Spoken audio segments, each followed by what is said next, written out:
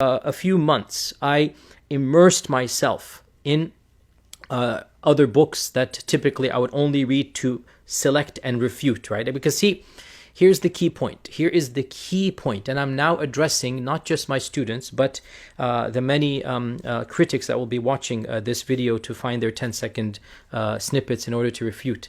You see, when your niyyah is just to refute, you literally have a wall, you literally have a barrier that will not allow the evidences and the perspective of the other person to be understood by you. And I'm not trying to be dismissive, but think of Trump supporters when you quote them whatever fact that you want. Think of the flat earthers. Think of anybody who is already convinced of a paradigm.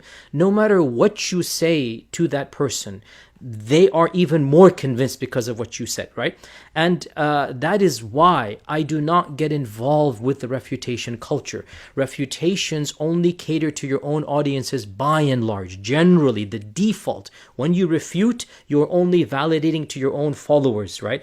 And those that are outside the movement or those that are outside of who you are, they are not interested in what others are saying to you. So what happened for me around a decade ago was that I psychologically unlinked myself to the Salafi da'wah. And I said, I want to see genuinely. I want to see open-minded, not in order to find fault and refute, which is what I was doing pre, that era. I have a whole section of Ash'ari books, a whole section of Sufi books here. I have them. And I have read them. For my master's, I read them. For my PhD, I'm reading them. But I'm reading them in order to find that one, nugget that I think I can refute. Not even a nugget, it's not a nugget, that bullseye is the appropriate word.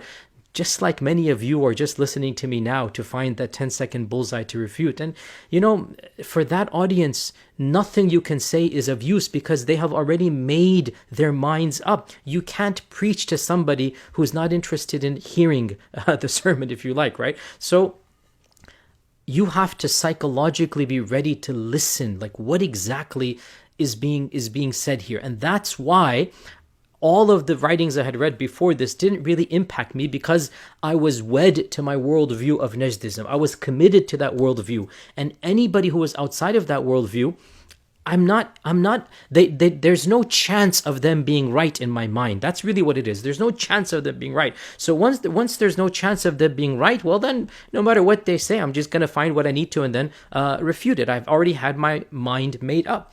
These incidents, the global politics, the da'wah, seeing the effects of teaching, and overall the uncomfortableness that I began to feel of always having to talk about issues that only bother, a small group of people. They're only the religious group and finding fault with other religious people.